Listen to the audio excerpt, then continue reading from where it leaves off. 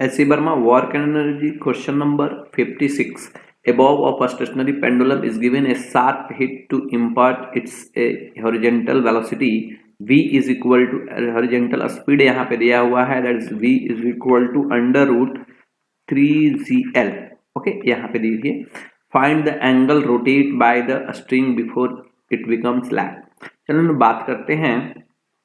ये मान लीजिए हमारे पास एक पेंडुलम है, इसे हमने इनिशियल वेलोसिटी दिया कितना, अंडर रूट 3gl, और जैसे ही ये सर्कुलर पाथ पे मूव करना स्टार्ट किया, सर्कुलर पाथ पे चलते चलते किसी पर्टिकुलर पॉइंट से ओके यहाँ से एक स्लैक कर गया। स्लैकिंग का मीनिंग ये होता है कि इस पॉइंट से जो सर्कुलर पाथ था, इसको सर्कुलर पाथ इसका नहीं रह के स्ट्रिंग में टेंशन जीरो हो गया और टेंशन खत्म होने की वजह से ये स्ट्रिंग यहीं से पैराबोलिक पाथ पे ऐसे डाउनवर्ड डायरेक्शन नीचे आ जाती है, इस तरह से यहीं से ऐसे पाथ को फॉलो कर लेगा।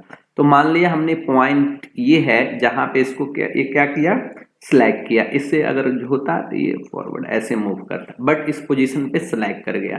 तो हमने मान लिया कि स्लैकिंग जो पोजीशन है वो थीटा डिग्री के एंगल पे स्लैक किया हमारा स्ट्रिंग।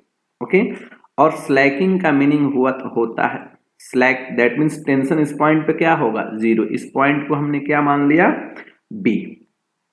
चलिए, तो यहाँ पे वैल्यू दिया हुआ है कितना, लेंथ एल, और ये स्ट्रिंग सेम इधर भी लेंथ एल। मैं चेक कर रहा हूं कि कितना हाइट ये अपवर्ड डायरेक्शन में गया यहाँ पे।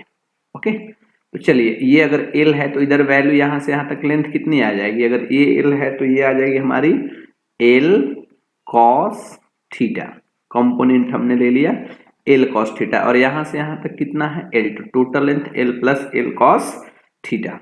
और स्लैकिंग का मीनिंग होता है स्लैक, जहां पे स्ट्रिंग स्लैक करे, स्लैक तभी होता है जब स्ट्रिंग में टेंशन क्या हो जाए, जीरो। ओके, इस कंडीशन को हमें ध्यान रखना है। चलिए, हम लोग पॉइंट दोनों यहां से यहां तक के पॉइंट के लिए एनर्जी को कंजर्व करते हैं। ये पॉइंट हमारा इनिशियल और ये पॉइंट हमारा हुआ फाइनल जहां पे स्लैकिंग हुई।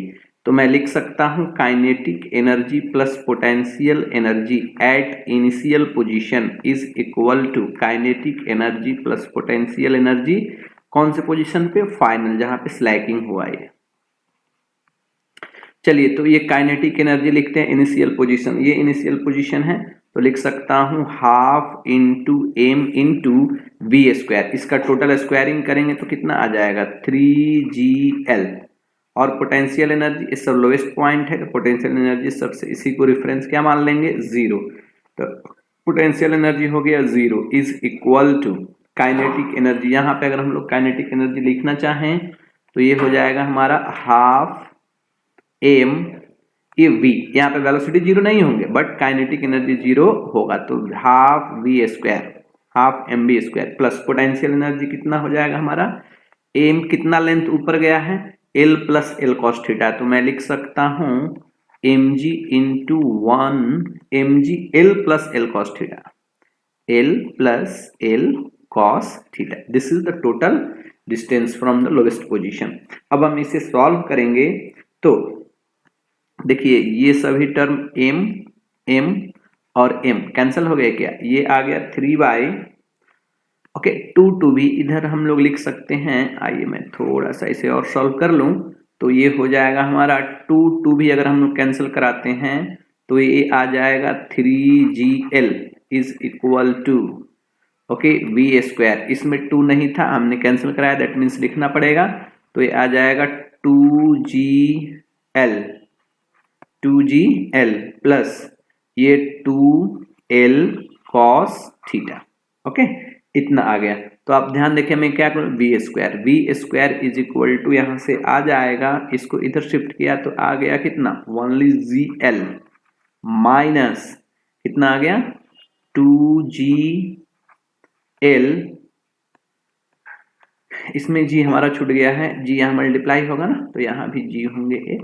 ओके, 2gl cos थीटा, ये हमारा क्या आ गया, that is the v square. Okay, at the point of slacking, इसे मान लेते हैं मैंने equation first, at the point of slacking, यहाँ पे मैं इसका एफबीडी ड्रॉ करता हूँ। इस पॉइंट पे, जब इस पॉइंट पे एफबीडी ड्रॉ करें तो आपको पता होगा डाउनवर्ड डायरेक्शन में कौन सा फोर्स काम करेगा, mg। तो towards the centre at the point of Slaking, ये तो अभी सर्कुलर पाथ पे है, तो इस पर्टिकुलर पॉइंट पे अगर ये एंगल थीटा है तो इधर भी कितना मान लूंगा थीटा, तो इधर कंपोनेंट टुवर्ड्स द सेंटर कितना काम करेगा mg cos थीटा।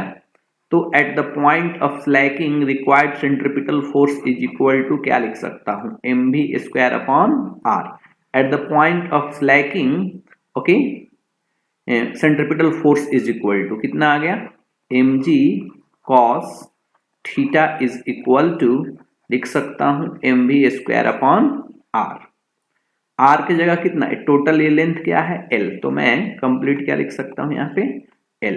देखिए m और m इधर कैंसिल हो गए ओके, तो यहां से v square is equal to क्या आया v square is equal to आ गया g L cos theta okay.